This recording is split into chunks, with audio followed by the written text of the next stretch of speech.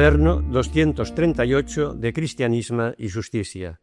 Del Sínodo al Jubileo, construyendo comunidad en diálogo, a cargo de Cristina Hinojés Sanz.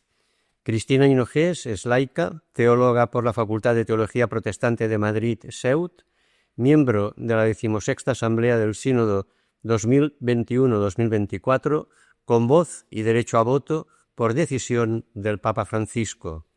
Sinodalidad. Empieza por hacer lo que es necesario, después lo que es posible y de repente estarás haciendo lo imposible, atribuido a Francisco de Asís. La Iglesia sinodal nos llama a un cambio profundo como institución, pero sobre todo a un cambio personal. El cambio, la conversión personal, no va a afectar solamente a nuestra forma de ser Iglesia, sino que va a afectar más directa y primariamente a nuestra forma de vivir el cristianismo, o si lo queremos precisar más, a nuestra forma de ser cristianos. La sinodalidad es una realidad eclesial, pero tiene un sentido humano que muchas veces se nos pasa por alto. No es algo abstracto. Francisco ha ido a lo largo de su pontificado diseñando unas líneas claras de actuación que siempre han tenido a las personas como eje central. Nos ha ido mostrando una forma de ser acorde con el Evangelio, pero, lejos de darnos todo hecho, ha ido utilizando su sabia pedagogía para hacernos ver por nosotros mismos el camino a seguir. La apuesta más fuerte, sin duda alguna, ha sido el sínodo de la sinodalidad, donde por primera vez todo el pueblo de Dios ha podido participar. Esta invitación a la participación de todos, que incluso se hizo para los no creyentes, nos ha permitido descubrir una realidad que, estando presente y de forma evidente, nos había pasado desapercibida, que sabemos pensar, que sabemos articular nuestros pensamientos y que sabemos escucharnos bajo la guía del Espíritu, tan increíble como cierto. La neurosis de Freud, el opio del pueblo de Marx, el desencanto de Weber o el superhombre de Nietzsche y muchas teorías sobre la religión han fracasado. Pero hay que reconocer que la religión en Europa ha cambiado, sobre todo el cristianismo y su práctica. La sociedad ha cambiado la forma de mirar y ver el fenómeno religioso, y no hay que tenerle miedo. Lo importante hoy es no perder la ocasión de ver la crisis de la religión como una gran oportunidad de profundizar en la fe para ver a un Dios que cree en mí, que cree en nosotros y que por eso mismo supone un desafío para nuevos espacios, tiempos, modos y maneras de dar forma a la fraternidad universal que no puede quedarse en utopía. Es el tiempo de matar a los dioses que nos rodean para dejar paso a Dios, al Dios de la paz. Todo empezó con un buenas noches. El proceso sinodal que estamos viviendo y que ha venido para quedarse, aunque no sea rápido, no comenzó en octubre de 2021.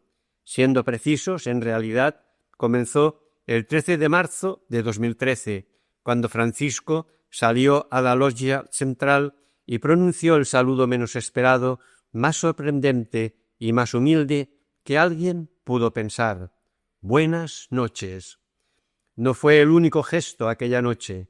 Se refirió a sí mismo como obispo de Roma, sinodalidad sin nombrarla, hecha de la comunión de las iglesias locales en comunión con el obispo de Roma. Y dejando claro que el centro de la Iglesia era y es Cristo, no el sucesor de Pedro. No hubo gestos de triunfo. Pidió que los presentes en la plaza de San Pedro rezaran y lo bendijeran a él. Asombroso. Sin saberlo, sin ser conscientes en aquel momento, asistíamos a la presentación de un papa, obispo de Roma, que había elegido el profético nombre de Francisco por primera vez en la historia de la Iglesia y que, como hemos podido comprobar después, reunía en su persona tres características de tres santos de la Iglesia: la sencilla forma de ser de Francisco de Asís, la capacidad de decir, de expresarse con palabras que todo el mundo entiende de Domingo de Guzmán y la persistencia misionera de Francisco de Javier. Su primer viaje mostró su prioridad, Lampedusa, la pequeña isla italiana que acoge a las pateras de quienes llegan tras una peligrosa travesía en busca de una vida mejor se convirtió en el primer destino de un papa que no dejaba de reclamar la atención de propios, los católicos, y extraños, el resto. Así los veíamos como extraños hasta entonces. Para quien tuviera la idea de que las sorpresas iban a quedar ahí, la sucesión de acontecimientos demostró lo contrario.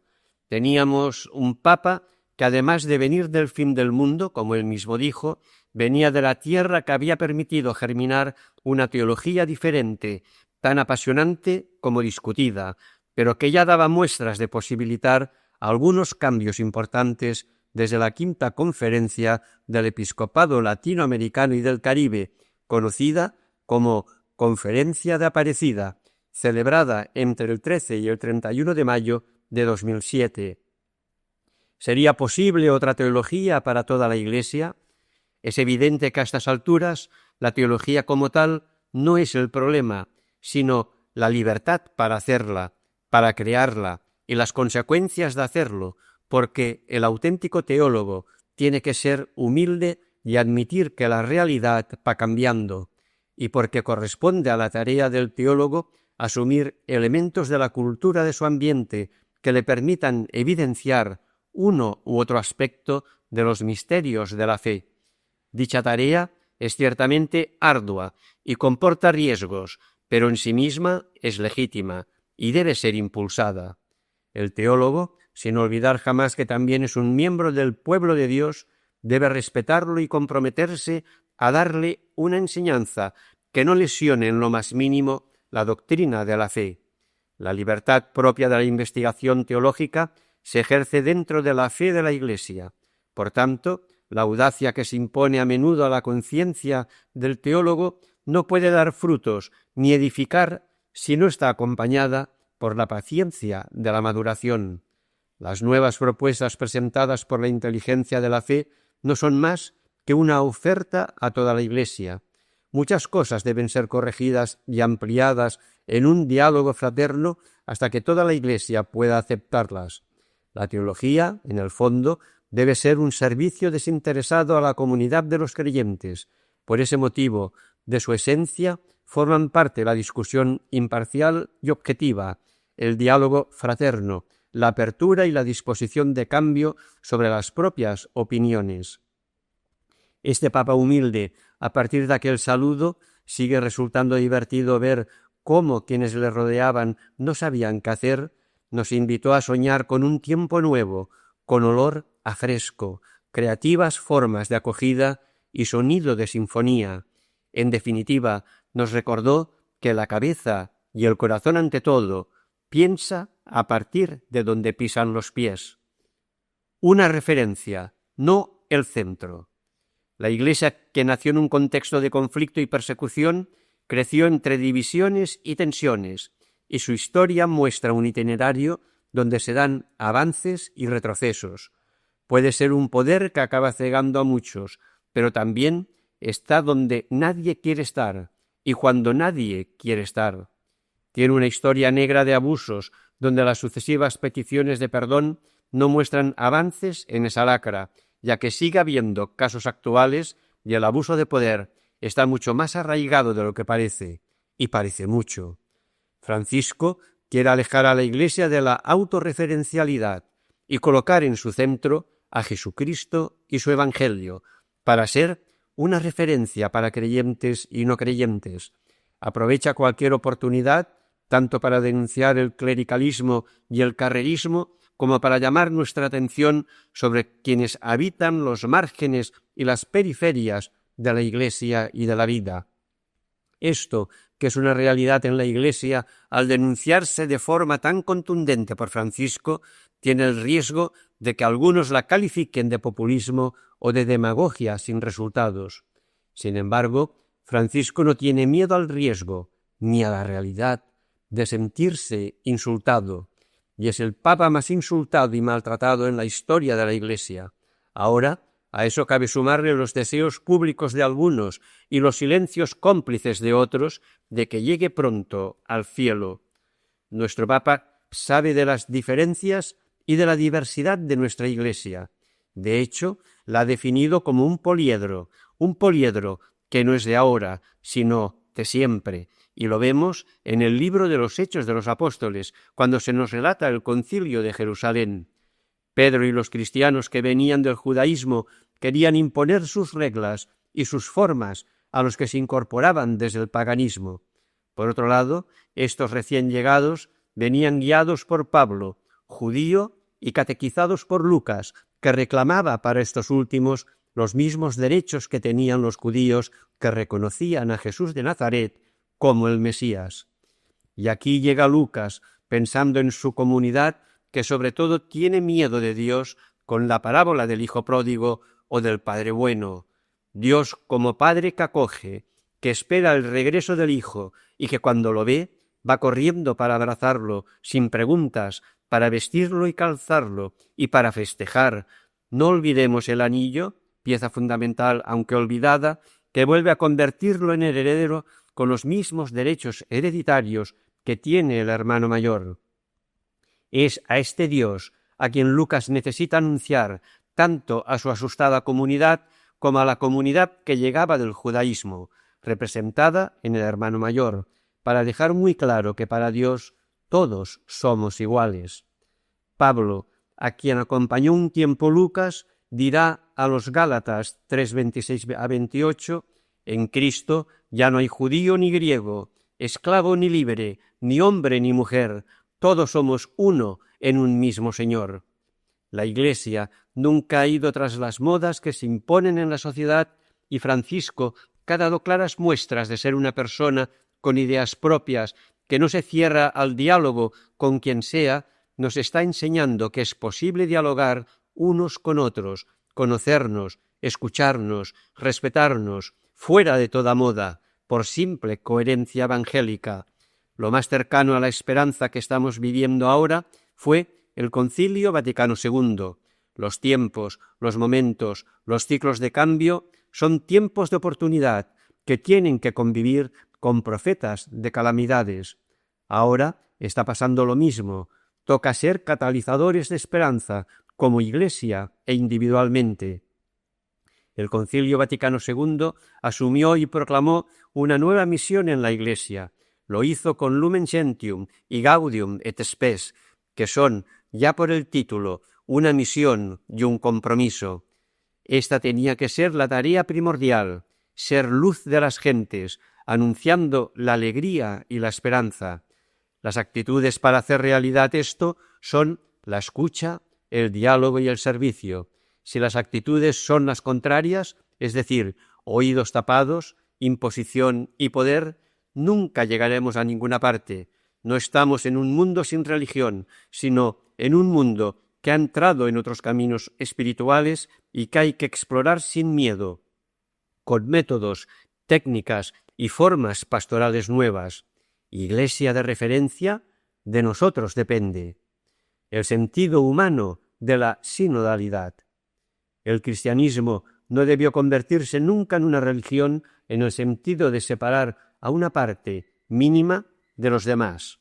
Los sacerdotes, el clero, aunque con mucha influencia sobre el resto. En realidad, Jesús nos dejó una forma de vida que es mucho más comprometida, aunque de manera menos rígida que una religión. Jesús llevó a cabo su misión en la vida cotidiana, en la realidad de cada día y alejado del templo, donde sólo se acerca para protagonizar el único enfado monumental que tiene en todo el Evangelio, un episodio ligado al abuso de poder y que tuvo como consecuencia la expulsión de los mercaderes, como narra en Mateo 21, 12-17, Marcos 11, 15-18, Lucas 19, 45 y Juan 2, 13, 25. Él dijo que venía para que tuviéramos vida y la tuviéramos en abundancia, mas todavía dijo que Él era la vida y que había venido para comunicarnos esa vida.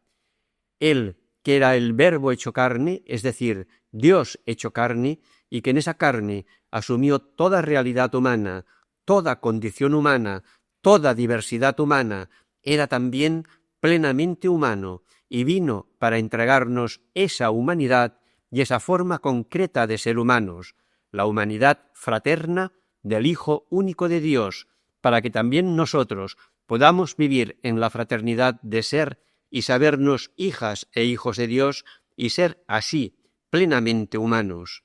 El sínodo de la sinodalidad, que recordemos significa caminar juntos, nos ha mostrado lo importante que es escucharnos, dejando los prejuicios a un lado.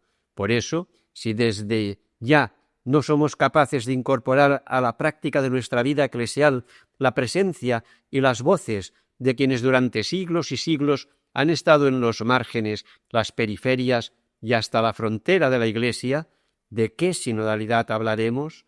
¿Qué habremos aprendido? ¿Cómo sentirnos hermanos y hermanas y vivir la fraternidad? ¿Cómo ser prójimos de los otros? Nuevo apartado: todos, todos, todos. En la Jornada Mundial de la Juventud de Lisboa, en agosto de 2023, Francisco insistió en que en la Iglesia caben todos, todos, todos. No dejaba de ser otra forma más de insistir en que nadie debe estar, y menos permanecer, en los márgenes, las periferias o incluso las fronteras.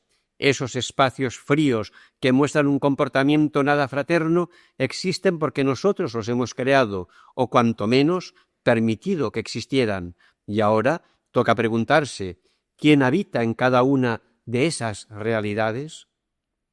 En los márgenes, sobre todo, viven los jóvenes, ávidos de compartir sus sueños y esperanzas, frustraciones y desilusiones, que tienen miedo a una vida que intuyen solitaria y que optan por la muerte.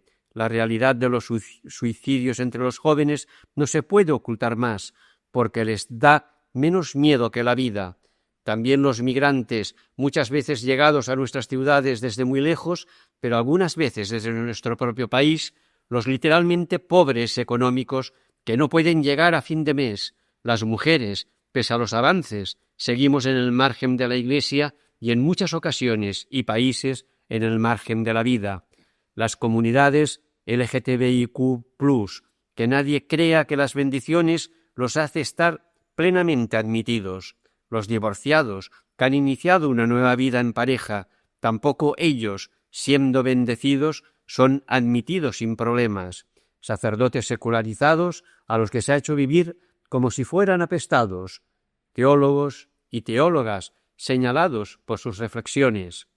Las periferias son habitadas por algunos de los anteriores, que se ven todavía más desplazados del centro, a los que se suman los pobres espirituales, que curiosamente, siendo una categoría bíblica y teológica, no son bienvenidos.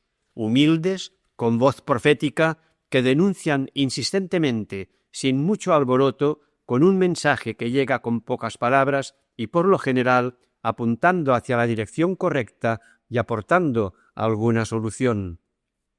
También andan por aquí los que se mueven por los alrededores de la Iglesia, como en su día hicieron Simone Weil o Gandhi, y que nos acercan más porque ven mucha incoherencia entre lo que decimos y lo que hacemos los cristianos. Y por último, los que nos han reconciliado después de vivencias de mucho dolor, porque no han encontrado lugares de acogida ni personas con capacidad para escuchar sin convertir el momento en un interrogatorio o en un juicio, y que además no han creído su relato. Junto a ellos también están los que se acaban de ir y saltan directamente a la periferia buscando el lugar más lejano como espacio seguro. Después del margen y la periferia aparece la frontera, que es ese territorio casi inexplorado, compuesto en su mayoría por intelectuales que en buena parte son creyentes que necesitan un lenguaje diferente. Curiosamente, algunos de ellos son creyentes que en el fondo no saben qué creen, porque no han encontrado al interlocutor adecuado. Ese todos, todos, todos de Francisco, que no es más que la expresión resumida de la acogida de Jesús a cuantos se le acercaban, rápidamente, allí mismo en Lisboa, encontró matizaciones perversas como estas. La Iglesia es de todos, pero no para todos. En la Iglesia no todo vale. Todos, todos, todos, pero todos convertidos previamente. Son perversas porque en realidad se estaba acotando la acogida de Jesús. ¿Cuántas veces exigió Jesús un certificado de pureza para que alguien se acercara a él? ¿Cuántas veces rechazó Jesús a alguien que se acercaba a él? Las preguntas que aparecen en el Génesis: Adán, ¿dónde estás? Caín, ¿qué has hecho con tu hermano? Siguen resonando hoy, pues con esas mismas preguntas las que Dios nos sigue formulando. Adán, ¿dónde estás? Hoy podría ser: humanidad, ¿dónde estás? Y la vergüenza de la desnudez frente a la situación de los otros nos hace escondernos, porque los otros son el espejo de mi ser, de cómo soy yo frente a sus necesidades, pobrezas y maltratos. La vergüenza sentida por la desnudez en el Génesis se ha transformado en una sinvergüenza que desnuda de manera continuada a las víctimas. Adán, que somos cada miembro de la humanidad, que fue quien dio nombre a todas las criaturas, está obligado hoy a dar nombre a toda la descreación que su ceguera está llevando a cabo. Al cielo se llega cuando se llega a la tierra, cuando conseguimos llegar hasta los demás descalzos, sin barreras, desnudos y sin vergüenza. Ahí estará el paraíso de verdad. Cristo se va a transformar, aunque siempre debió serlo, en la clave de lectura de las relaciones de Dios con nosotros y en el desafío de las relaciones entre nosotros, que es lo que posibilita la relación con Dios. Nadie puede pretender tener una relación con Dios si no tiene una relación con nosotros, una relación de corazón, de intimidad, de empatía, de ser con y para los otros.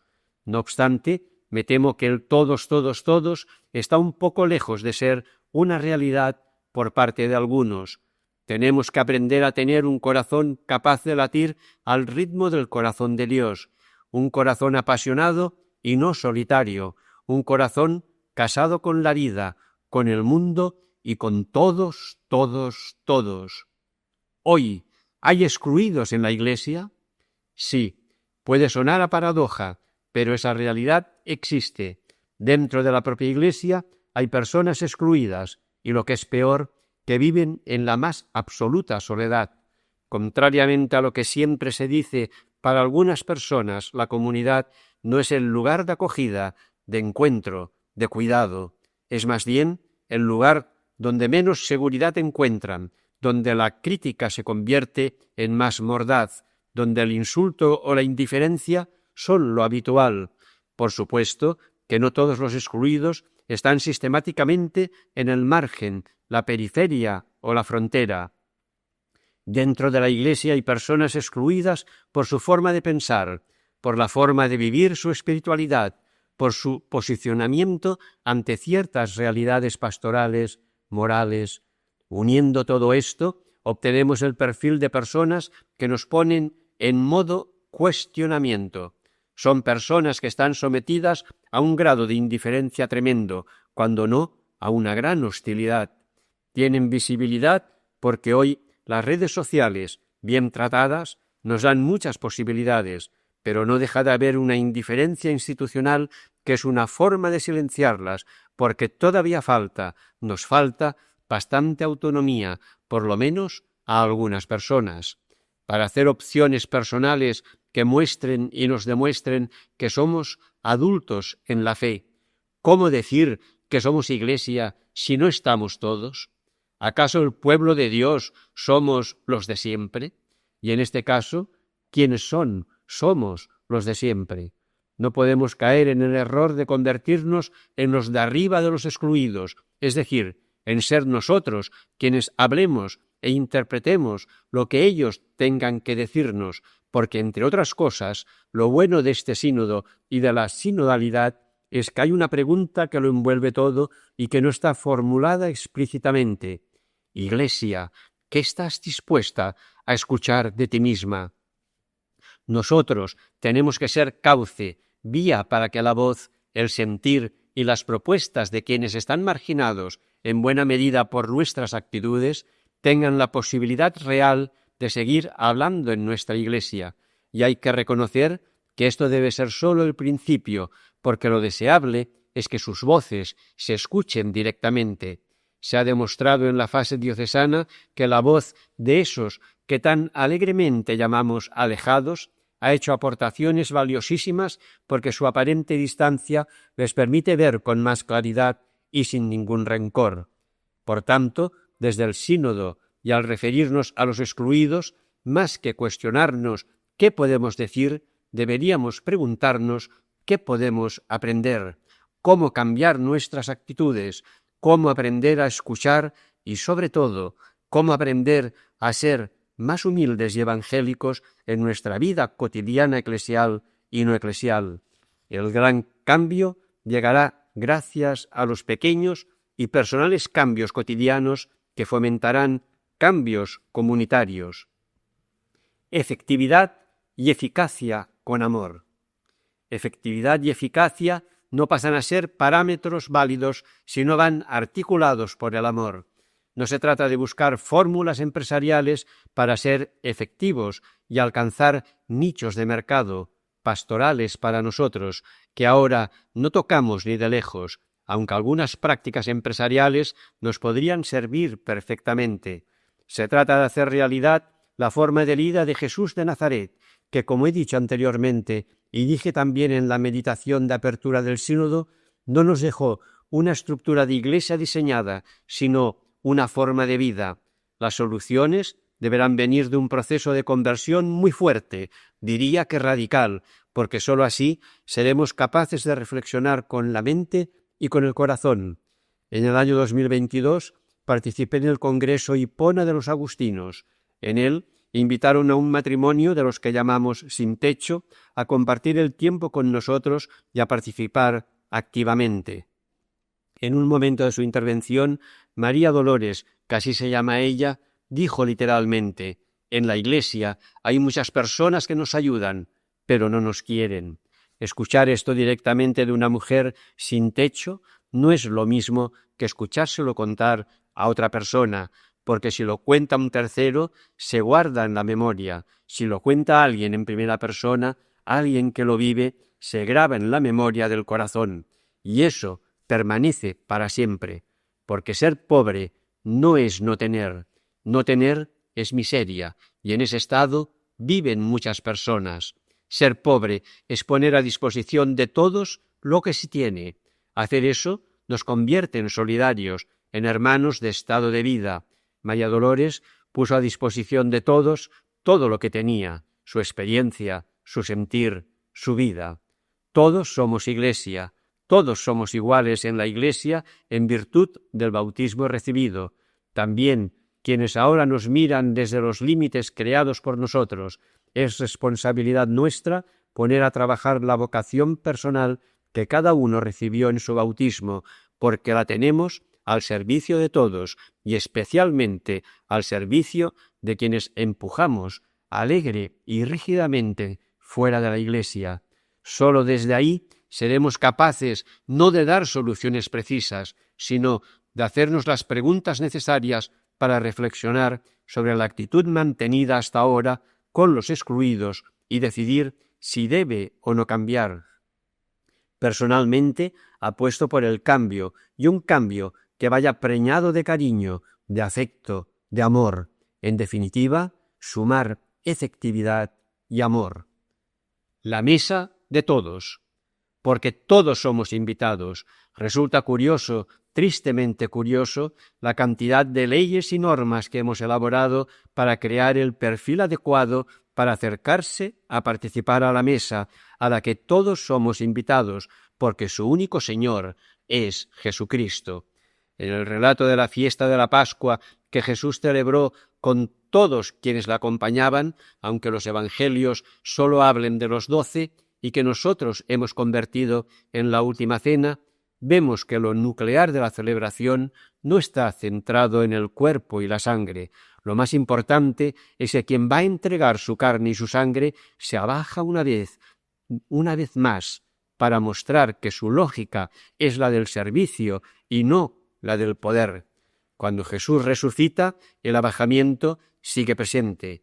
No hay nada espectacular en la forma en la que algunas personas lo perciben resucitado. La resurrección es silenciosa.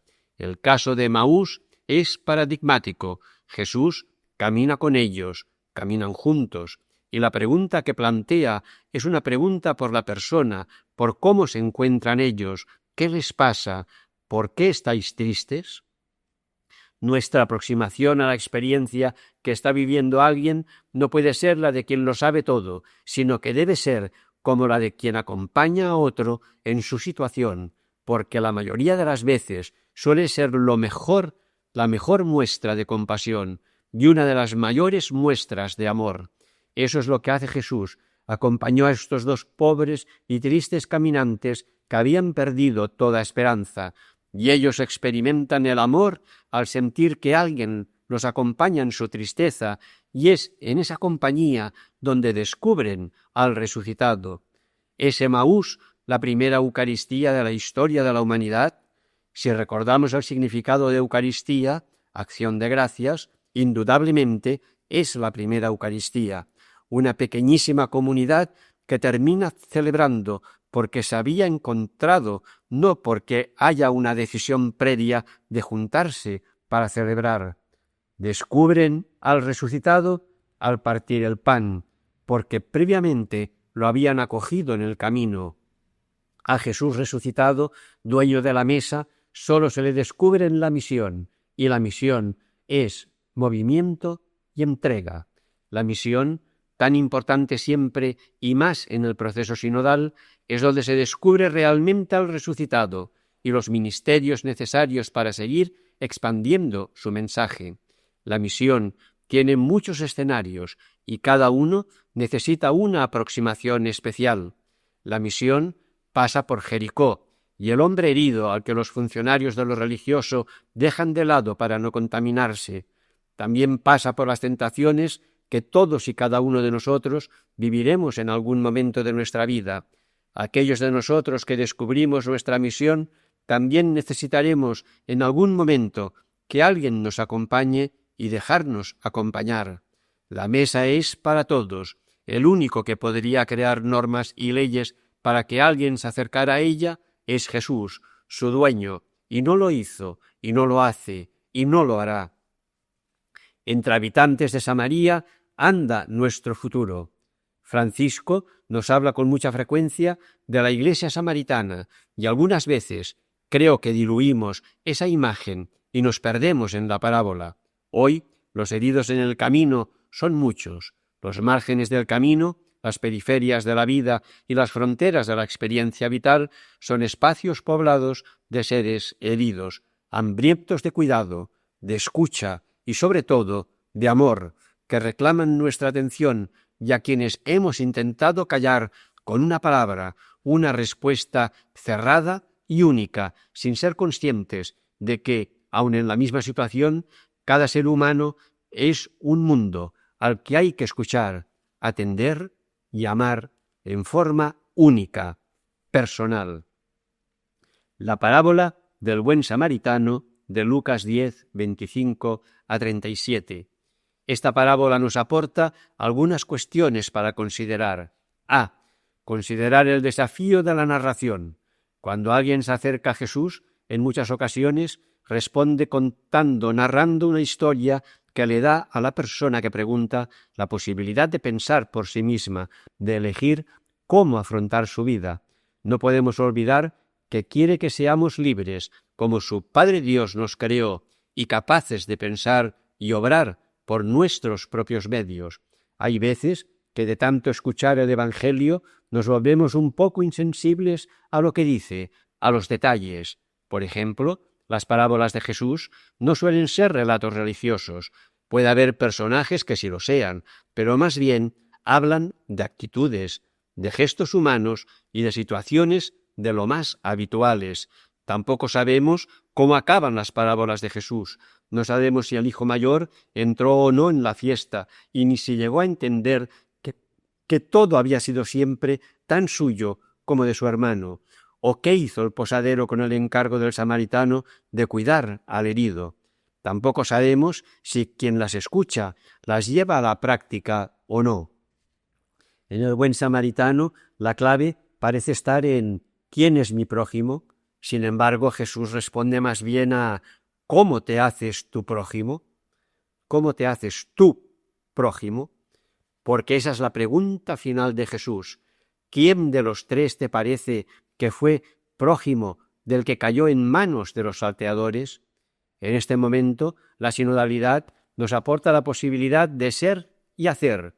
Ser prójimo es algo optativo, no estamos obligados. Jesús no obliga como los 10 mandamientos. Jesús presenta un programa de las bienaventuranzas que leemos en el capítulo 5 de Mateo y en el capítulo 6 de Lucas.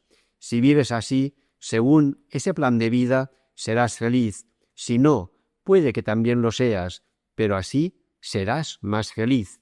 En todo caso, la decisión es de quien escucha las parábolas, las propuestas de Jesús. Si no lo hacemos, si no somos prójimos, nos perderemos una buena oportunidad de experimentar en propia piel la forma de vida que nos enseña Jesús. Pero si lo hacemos, la experiencia va a ser única y todavía hoy a contracorriente, porque va a ser ponernos en la piel de muchas personas que pasan por experiencias no buenas que tal vez nosotros no vivamos nunca. B. Situarnos ante la misericordia. En el Diccionario de la Lengua Española de la Real Academia Española se define la misericordia como esa virtud que inclina el ánimo a compadecerse de los sufrimientos y miserias ajenas, y se establecen como sinónimos compasión, piedad, comprensión, benevolencia, bondad, lástima, entre otras. El samaritano, que no se considera a sí mismo bueno, nos muestra que ser prójimo es convertirse en impuro, que es lo mismo que hacía Jesús cuando tocaba a quien se le acercaba. Por lo tanto, ser prójimo nos convierte en misericordiosos impuros, aunque unos misericordiosos impuros que cuidan y por lo tanto integran, porque cuidar lleva a integrar. Así que, si la misericordia nos convierte en impuros, significa que nos sitúa ante nuestra fragilidad. Jesús no temió abrazar su fragilidad, hecho que queda clarísimo al final de su vida. C. Entrenar la mirada. El samaritano ve. Dice el texto, al llegar junto a él y verlo, sintió lástima. La mirada profunda es la que no juzga, es la que sitúa los contextos a nivel más profundo. La forma de mirar tiene consecuencias. Mirar y ver no son lo mismo. Todos vieron, el sacerdote, el levita y el samaritano, pero este último, además de ver, miró con compasión. Entrenar la mirada es ver y mirar, y es necesario entrenar la mirada, porque la realidad es más compleja que la visión dual que tenemos, blanco-negro, cuerpo-alma, sagrado-profano. La complejidad y la ambivalencia no caben en la dualidad en la que nos movemos. Por eso, este proceso sinodal es una gran oportunidad para ampliar la tienda y la mirada. Cuando miramos ciertas realidades con las que nos topamos o nos rodean, esa forma de ver tan concreta y consciente conmueve nuestras entrañas. Todos tenemos la experiencia de sentir cómo nuestras entrañas se conmueven cuando recibimos una mala noticia o cuando vemos sufrir a alguien cercano. Curiosamente, hablamos de las entrañas de misericordia de Dios y lo relacionada que está esa misericordia con la fragilidad que citaba antes. Fijémonos en una cosa, nuestro cerebro está súper protegido por el duro cráneo. Los pulmones y el corazón tienen la protección de las costillas, sin embargo, las entrañas no tienen protección, y es ahí donde habita la misericordia, en lo más desprotegido, en lo más frágil. Tenemos un Dios que hace de tripas corazón y nos enseña a hacer lo mismo. D. Fuertes en la fragilidad. Hay una realidad que es evidente, pero que a muchas personas, por extraño que parezca, les sorprende que todas las personas a las que Jesús curó terminaron por morir. Eso pasaba porque la cura de Jesús era biográfica, no biológica.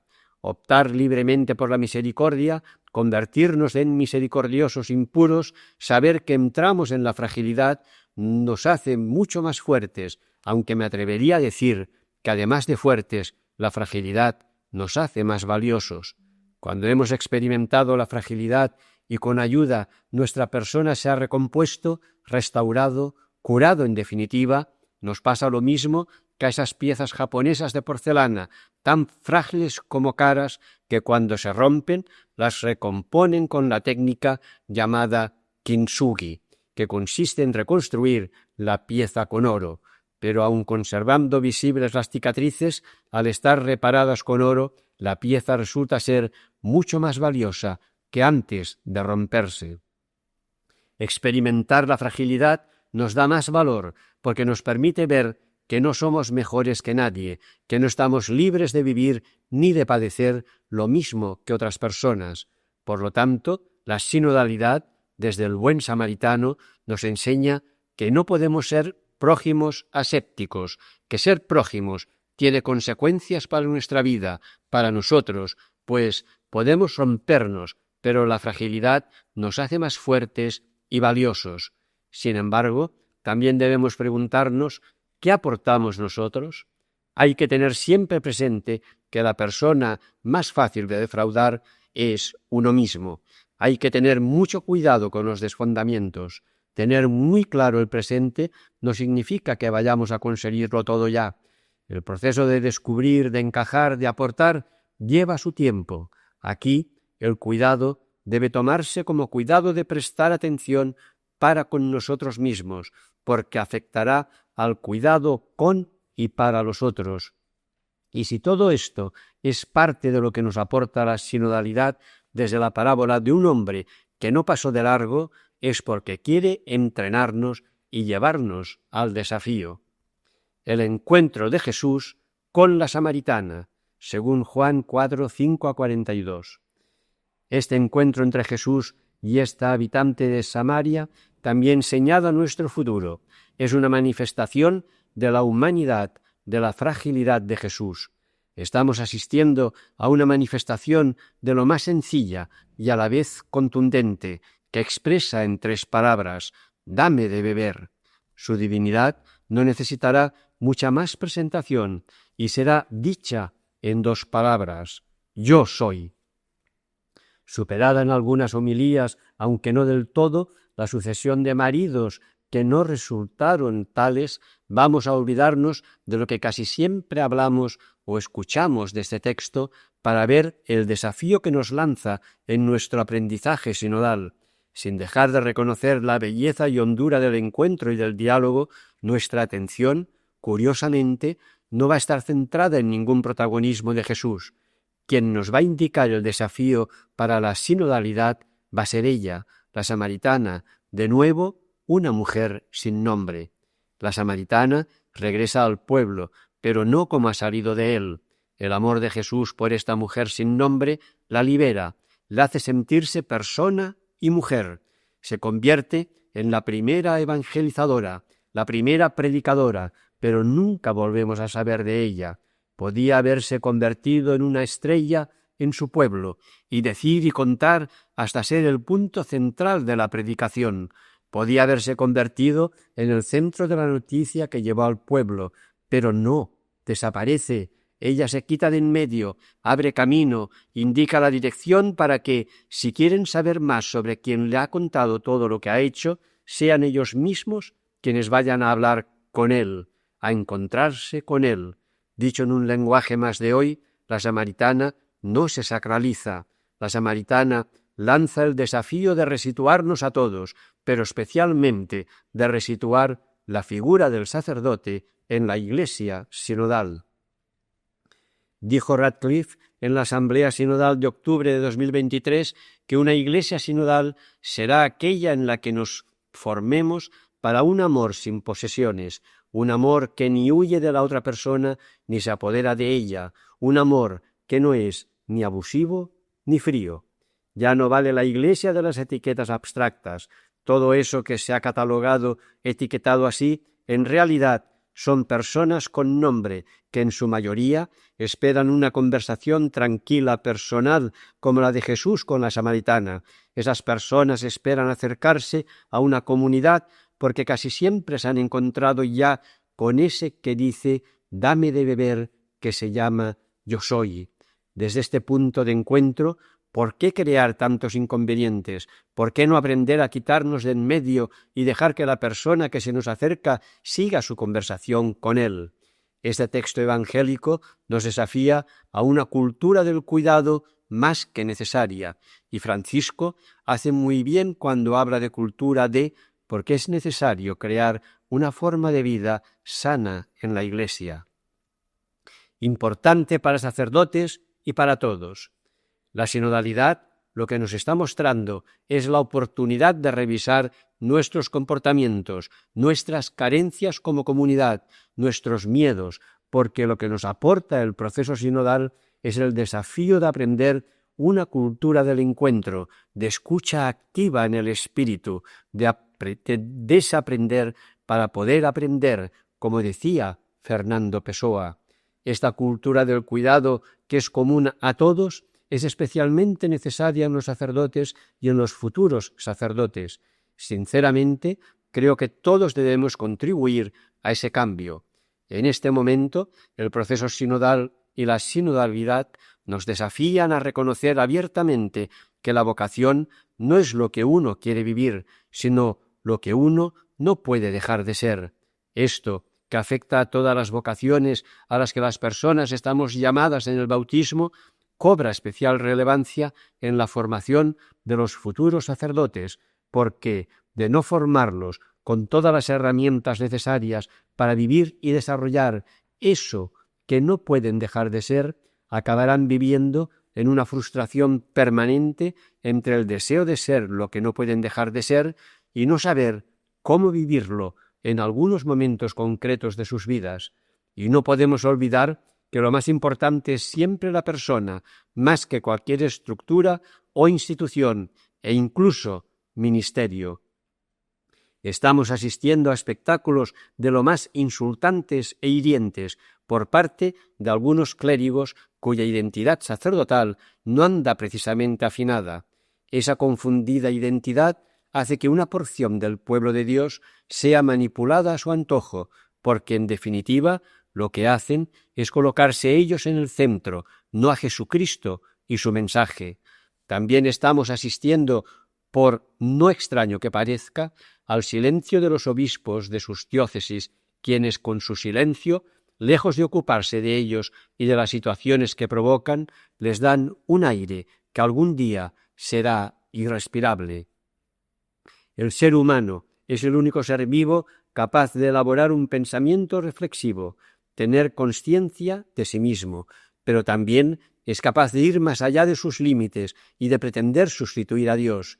Esto, en una sociedad e iglesia tan polarizadas, es jugar a ser más Dios que Dios. La persona es prioritaria y los sacerdotes son personas antes que nada, porque si la persona no está bien, nada a su alrededor estará bien, afectará a todo cuanto haga. Y no podemos olvidar que todos los bautizados, pero todavía más los sacerdotes, están llamados a proclamar noticias liberadoras y no conjuntos de reglas y prohibiciones. Y si quien proclama no está bien, la palabra terminará siendo tergiversada, y tergiversada, ¿qué sentido tiene? En la formación inicial de los futuros sacerdotes y en la formación permanente de después, se intenta que el hombre interior sea capaz de actuar uniendo profundidad, autonomía, comunión eclesial y conciencia moral. Es decir, necesita vida de oración, espiritualidad, mística, experiencia de Dios. Durante toda su vida se dice que el sacerdote debe seguir configurándose a Cristo siervo, Cristo pastor, Cristo sacerdote y Cristo cabeza. Cuando escucho y leo esto me pregunto, ¿y el Jesús hombre? ¿Dónde queda el Jesús hombre? Porque da la sensación de que la figura y el ser del sacerdote tiende a estar muy espiritualizada y señalada hacia lo cultual, corriendo el riesgo de terminar siendo funcionarios sacramentales y hombres de reuniones para tener más reuniones. Sí, la sinodalidad nos está guiando y desafiando porque, viendo los ataques a Francisco, esto es un verdadero desafío a recuperar la centralidad de Cristo en la Iglesia, ese verbo hecho carne nos llama, más bien nos grita a ocuparnos de la persona. Y repito, los sacerdotes son personas, no una versión eclesial de Superman. Por lo que veo, y últimamente lo veo mucho, me da la sensación de que una vez ordenados están bastante solos en muchos aspectos. Apoyarse unos a otros está muy bien, pero alguna vez necesitaréis un apoyo que la institución no os da. Cuidarnos todos los unos a los otros como comunidad es nuestro deber. Vosotros, sacerdotes, debéis aprender a dejaros cuidar. Será bueno aprender a hacerlo todos juntos. Escuchar. Sin la más mínima duda, la sinodalidad nos desafía a aprender a ser iglesia de otra manera y de nuevo todos juntos. Y eso pasa por aprender también a ser cristianos de otra manera. Y por encima de todo, pasa por la escucha. Evidentemente, por la escucha mutua que se ha manifestado como un buen método, no el único ni perfecto, para conocernos y saber más unos de otros, de nuestras maneras de enfocar temas y asuntos, de ver nuestras realidades y, en muchos casos, de ponernos en la piel de los demás cuando comparten sus experiencias de vida y cómo esas experiencias de vida han influido en su fe y en su relación con la Iglesia, pero también en la escucha, en pequeños grupos, como discípulos de la palabra, porque ayudará a desarrollar y perfeccionar esa escucha mutua de los hermanos de la comunidad, porque la verdad es que cuando las personas se juntan en torno al Verbo, se sueltan palabras que están escondidas en nuestra vida y aprisionadas por 1000 historias. El ejercicio de acoger y escuchar que ayuda a sanarnos no está reñido ni en oposición con la convivencia comunitaria ni con la palabra de Dios. La escucha debe convertirse en un modo de estilo eclesial para que todos podamos tomar parte en los procesos de decisión. Este sínodo nos habla de comunión, misión y participación. Pues bien, un gran desafío misionario es afirmar la escucha como una manera de servir a la palabra y, por tanto, a los hombres, porque escuchar es una forma de evangelizar y tenemos ante nosotros el desafío de crear tiempos y espacios para el diálogo. Transformar los púlpitos en espacio de diálogo y los confesionarios en espacio de acogida no es algo que solo os desafía a vosotros como sacerdotes, sino que debe tocar a todos los espacios de nuestros templos, todos los espacios parroquiales. Estamos ante el desafío de construir nuevas arquitecturas de relaciones. Eso significa que tenemos que conocernos sin miedo. Se nos presenta un gran desafío, que es conocernos, estar juntos, decidir juntos y además que nadie destaque sobre nadie. Resumiendo, llegar a ser una iglesia comunidad circular cuyo único centro sea Cristo. Las personas más excluidas.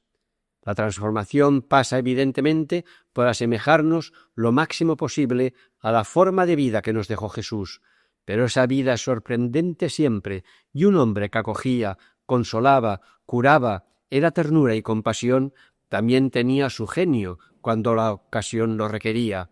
La sinodalidad nos ayuda a repensar, y repensar, cuando lo hacemos desde la fe, nos llama a transformar y a transformarnos. A Jesús podían parecerle mal muchas situaciones injustas que veía cada día cuando las personas se acercaban a él con su sufrimiento. Sin embargo, enfadarse de forma vehemente, como para no dejar dudas, lo hace solo una vez, cuando arremete contra los mercaderes del templo. Cuando en sinodalidad hablamos de repensar las estructuras, hablamos de transformación. Algunas habrá que abandonarlas, otras podrán recuperar la sinodalidad perdida. Incluso habrá que crear nuevas, no para cargarnos con más, sino para que la sinodalidad funcione. En todo caso, no serán muchas, porque ahora hay estructuras suficientes. Cuando Jesús arremete contra los mercaderes, lo hace hacia la figura del último o de los últimos eslabones de una cadena de abuso de poder y de corrupción.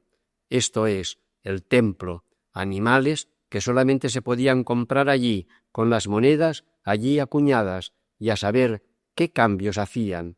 Un sistema abusivo.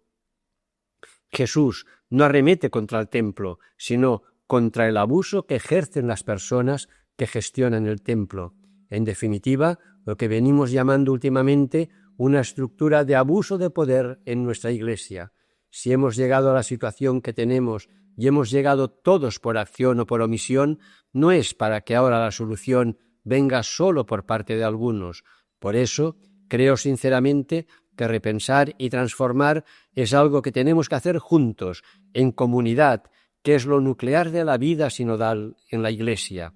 La realidad de los abusos convierte a las víctimas en las personas más descartadas y marginadas en la Iglesia y por la Iglesia.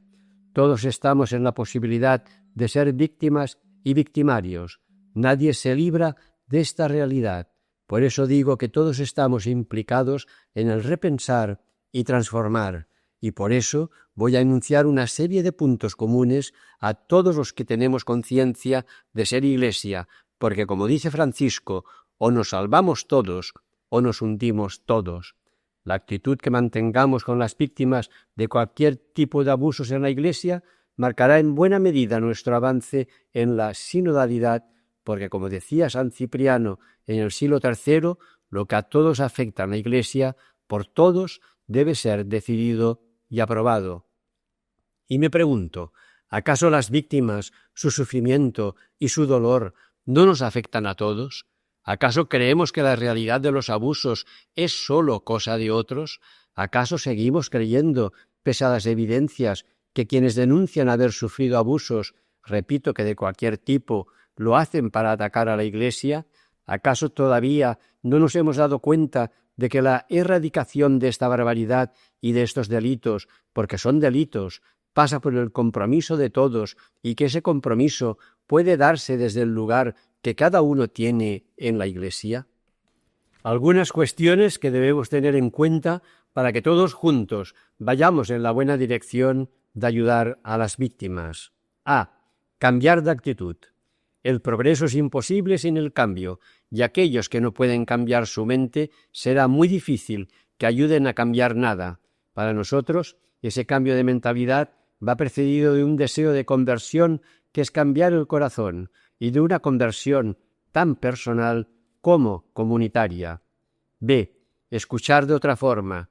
La Iglesia tiene que escuchar a todos, incluidas las víctimas, y creerlas, pero con lo que estamos viendo parece que esto cuesta, y hay que hacerlo con una escucha activa, con lo que implica creer a quien habla, que está contando algo que le ha costado décadas poder verbalizar. C.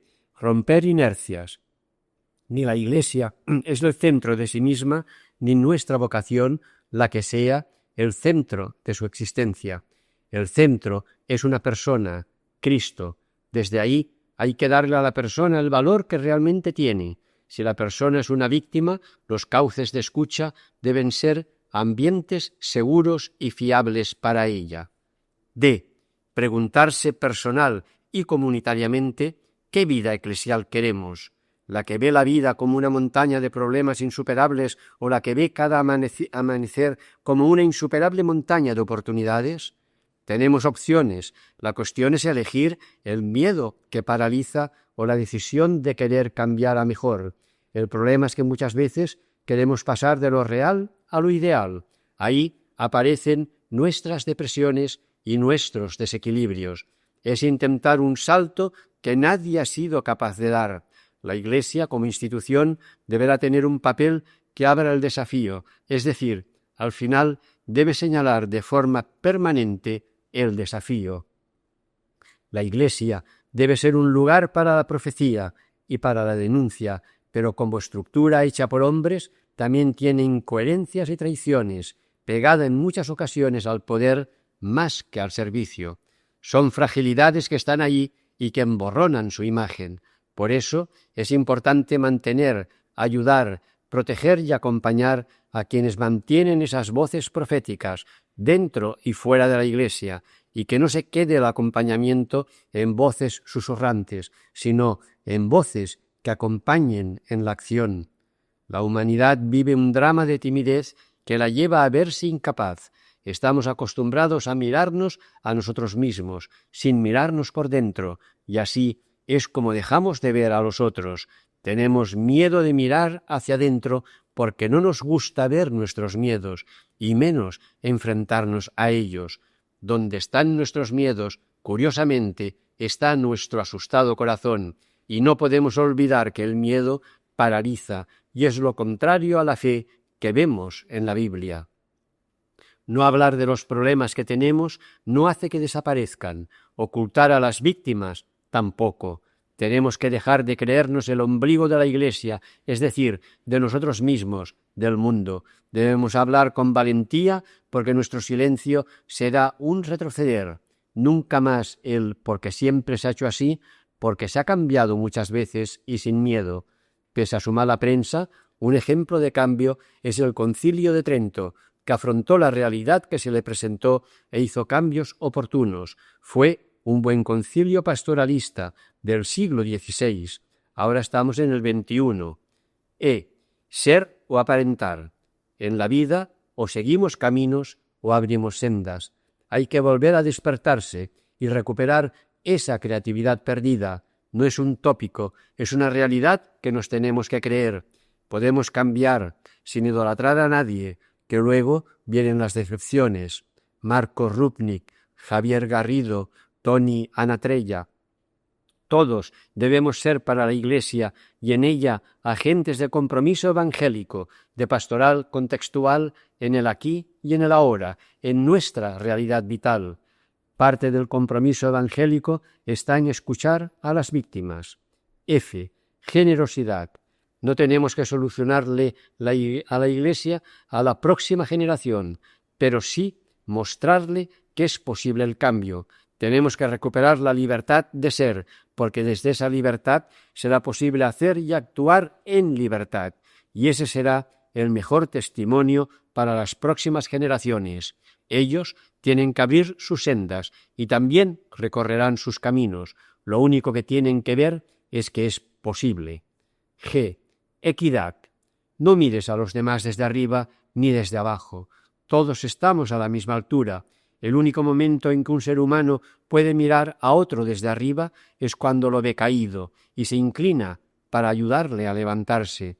Hay un aspecto de la vivencia de la sinodalidad que algunas veces se nos escapa, y es la compasión, y hay que vivirla sin explicarla mucho, sobre todo con aquellos que son más resistentes al cambio, porque no escuchan y habrá que probar suerte con las imágenes. Aprender de los que no se alejan. Resulta tremendamente impactante comprobar cómo la mayoría de las víctimas, después de los abusos y después de verse revictimizadas, al no ser creídas, no abandonan la Iglesia. Son para nosotros una lección de vida, una lección de testimonio. Acercarnos a ellas nos convierte en prójimos más cercanos. Todos estamos en la misma vida y en la misma Iglesia, y todos alejados de algún punto concreto.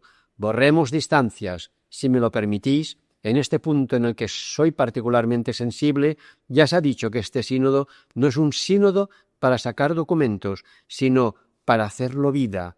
Esto es muy importante y no significa que no se vaya a hacer teología, significa que la teología que emane de este sínodo debe ser encarnada como toda buena teología y muy enraizada en los márgenes de la Iglesia e incluso fuera de esos márgenes y también de los marginados dentro de la Iglesia.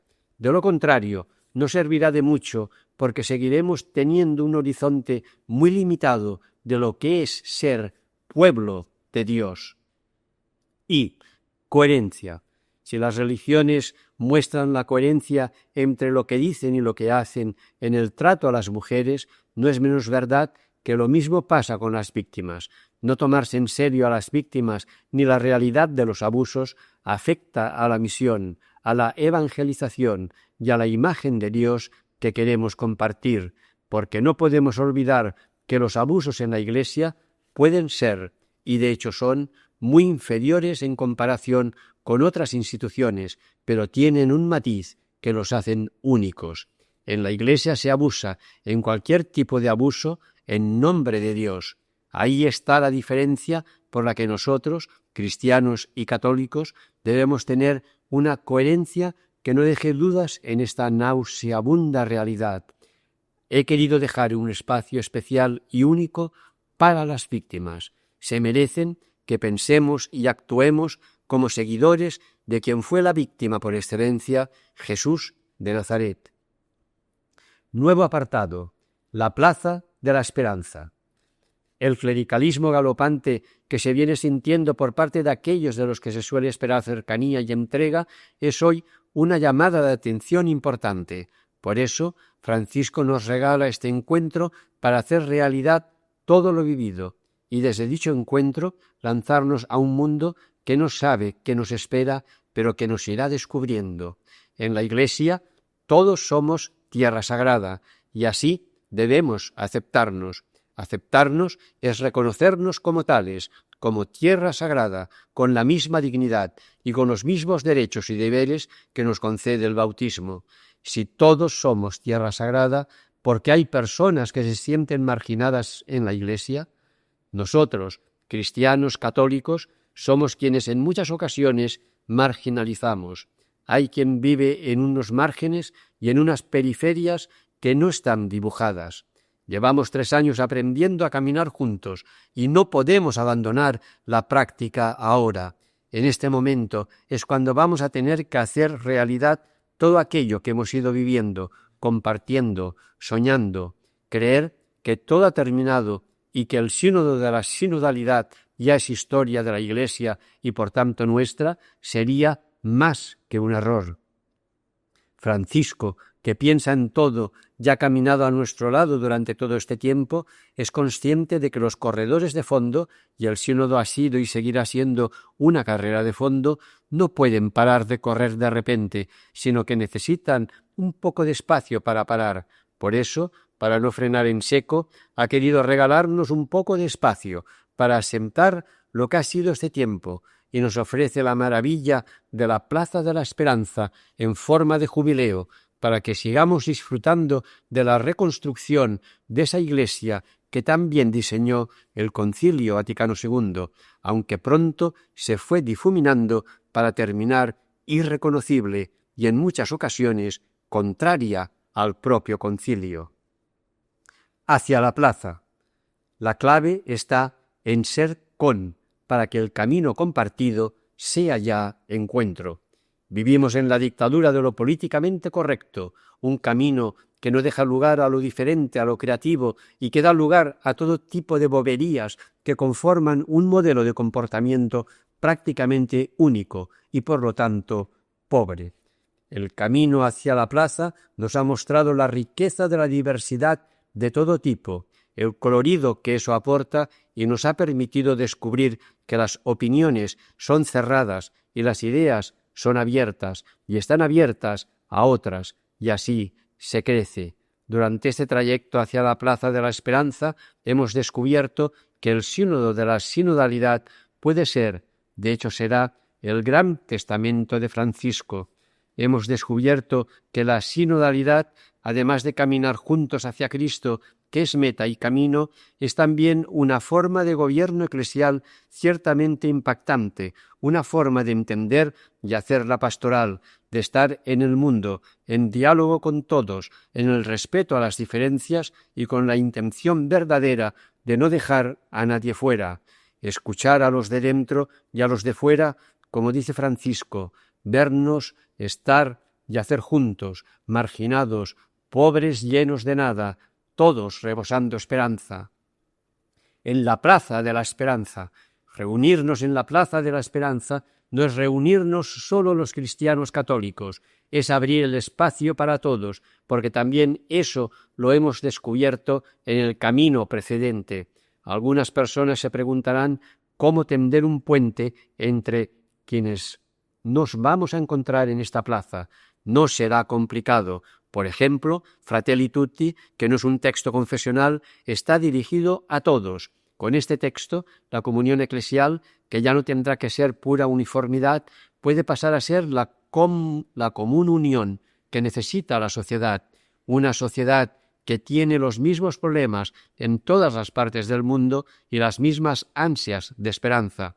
Laudato Si y Laudato Deo son un marco de referencia del grito de la tierra y de la humanidad oprimida. No son ecología verde, son ecología humana que también nos afecta a todos. Las limitaciones autoimpuestas, bien asentadas, con la formación recibida, nos hacen vivir marcados por la geografía del pecado, cuyo límite está marcado al norte por el ombligo y por las rodillas al sur, y no nos damos cuenta de que todo pecado se comete del cuello para arriba. También en la Plaza de la Esperanza podremos ayudarnos todos a superar esas limitaciones que nos liberarán de mucho lastre sin sentido. Defender la vida es tarea de todos, y entre todos, en ese encuentro esperanzado, podremos aunar esfuerzos para conseguirlo. Creyentes, no creyentes, personas sin religión, llega el tiempo de la posibilidad de comenzar a dar forma al sueño conciliar del Vaticano II. La generación que protagonizó ese concilio está en sus últimos días. Si perdemos su memoria, perderemos realmente nuestra memoria y podremos repetir errores cometidos. ¿Cuántas experiencias religiosas no continúan con la marca de la arrogancia y prepotencia que las hace decidir quiénes son dignos de amor y quiénes dignos de condenación? Por eso, encontrarnos en la Plaza de la Esperanza nos permitirá afrontar el futuro juntos, en igualdad de condiciones, y seguir reafirmando que la diversidad cultural es parte de la riqueza de la humanidad, porque todas las manifestaciones culturales y religiosas humanas son portadoras de verdad. Todas las tradiciones espirituales son fragmentos de verdad y de disposición amorosa de Dios en su autorrevelación. La diversidad se vuelve un lugar de encuentro a partir del cual se anuncia a Dios y Dios se anuncia. La hospitalidad es un valor espiritual y una bendición. Recibir a otros, recibir a Dios. Indicaciones para llegar a la plaza. Hay dos señales que a modo de brújula nos guían hacia nuestro encuentro en la Plaza de la Esperanza. La primera es el año dedicado al Concilio Vaticano II. Durante todo el año 2023 tuvimos la oportunidad de prepararnos. Las comunidades cristianas de todo el mundo han propuesto itinerarios y momentos de reflexión sobre las 4 constituciones conciliares: Dei Verbum, Sacrosanctum Concilium, Lumen Gentium y Gaudium et Spes. La segunda es el año dedicado a la oración. En la carta al cardenal Fisichella, antes citada, dice el Papa Francisco: «Me alegra pensar que el año 2024, que precede al acontecimiento del jubileo, pueda dedicarse a una gran sinfonía de oración, ante todo para recuperar el deseo de estar en la presencia del Señor, de escucharlo y adorarlo. Por lo tanto, en preparación para el jubileo, las diócesis están invitadas a promover la centralidad de la oración individual y comunitaria. Ambas son importantes señales que nos indican que el jubileo está íntimamente ligado con el sínodo de la sinodalidad, que es un proceso espiritual de gran hondura. Desde la Plaza de la Esperanza. En la carta que el Papa Francisco escribió al cardenal Fisichella, encargado de la preparación del jubileo, dice: «Debemos mantener encendida la llama de la esperanza que nos ha sido dada y hacer todo lo posible para que cada uno recupere la fuerza y la certeza de mirar al futuro con mente abierta, corazón confiado y amplitud de miras. El próximo jubileo puede ayudar mucho a restablecer un clima de esperanza y confianza como signo de un nuevo renacimiento que todos percibimos como urgente. Por esa razón elegí el lema Peregrinos de la Esperanza.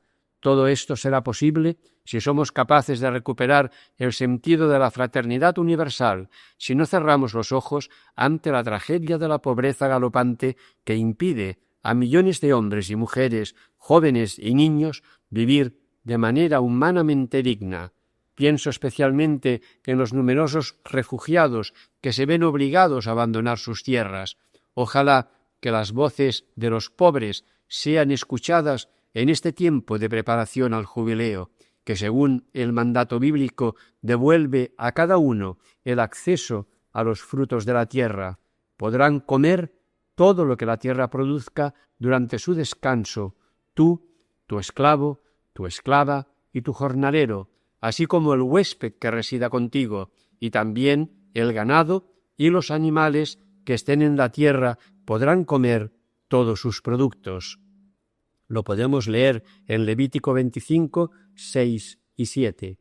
Por lo tanto, la dimensión espiritual del jubileo que nos invita a la conversión debe unirse a estos aspectos fundamentales de la vida social para formar un conjunto coherente, sintiéndonos todos peregrinos en la tierra en la que el Señor nos ha puesto para que la cultivemos y la cuidemos. No descuidemos a lo largo del camino la contemplación de la belleza de la creación y el cuidado de nuestra casa común. Espero que el próximo año jubilar se celebre y se viva también con esta intención. De hecho, un número cada vez mayor de personas, incluidos muchos jóvenes y adolescentes, reconocen que el cuidado de la creación es expresión esencial de la fe de Dios y de la obediencia a su voluntad. Desde esta plaza deberemos salir al mundo más unidos, más capaces de afrontar los desafíos bajo la forma de vida de Jesús de Nazaret. Para Jesús, la verdad era el amor. Fuera del amor no hay verdad. El amor es siempre libertador. Si nos dejamos guiar, veremos que Dios no es estático ni manipulador de destinos. Considerando la tradición bíblica y en la trayectoria de Jesús de Nazaret, la experiencia de los oprimidos es la manera más segura de captar el movimiento de Dios en la historia. Existencialmente, también el jubileo de la esperanza nos puede ayudar a pensar que el ser humano está en permanente movimiento de cambio, en busca de la plenitud de vida, de la mejor expresión de su creatividad, de su ser más real e íntimo. En la solemnidad de la Epifanía del Señor del año 2022, dijo Francisco: ¿dónde nace esta sana inquietud que los ha llevado a peregrinar? Nace del deseo. Este es su secreto interior, saber desear. Meditemos esto. Desear significa mantener vivo el fuego que arde dentro de nosotros y que nos impulsa a buscar más allá de lo inmediato, más allá de lo visible. Desear es acoger la vida como un misterio que nos supera, como una hendidura siempre abierta que invita a mirar más allá, porque la vida no está toda aquí, está también más allá. Es como una tela blanca que necesita recibir color, porque son los deseos los que ensanchan nuestra mirada e impulsan la vida a ir más allá de las barreras de la rutina, más allá de una vida embotada en el consumo, más allá de una fe repetitiva y cansada, más allá del miedo de arriesgarnos, de comprometernos por los demás y por el bien. Esta es nuestra vida, decía San Agustín, ejercitarnos mediante el deseo, tratados sobre la primera carta de San Juan 4.6. Y al ir así, día tras día, tendremos la certeza, como los magos, de que incluso en las noches más oscuras brilla una estrella. Es la estrella del Señor que viene a hacerse cargo de nuestra frágil humanidad. Caminemos a su encuentro, no le demos a la apatía y a la resignación el poder de clavarnos en la tristeza de una vida mediocre. Abracemos la inquietud del espíritu, tengamos corazones inquietos. El mundo espera de los creyentes un impulso renovado hacia el cielo. Como los magos, alcemos la cabeza, escuchemos el deseo del corazón, sigamos la estrella que Dios hace resplandecer sobre nosotros y como buscadores inquietos permanezcamos abiertos a las sorpresas de Dios. Hermanos y hermanas, soñemos, busquemos, adoremos. Hasta aquí la reflexión de Francisco. Habrá que hacer cambios en lo hondo de nuestro ser personal y comunitario. Habrá que mudar formas, lenguajes, símbolos, formas de mirar. Habrá que cambiar por amor a los hombres y a la Iglesia. Habrá que cambiar porque en este momento se nos pide permanecer cambiando. Solo eso. Expreso un deseo para terminar. Ayúdanos, Señor, a aprender a ser una Iglesia de gente en un mundo de gente, con gente para gente, con todos sin excepción alguna. Ojalá en nuestra confesión de fe pudiésemos decir: creo en una Iglesia santa, católica, apostólica y para todos, todos, todos. Amén. Hasta aquí el cuaderno 238 de Cristianisme y Justicia.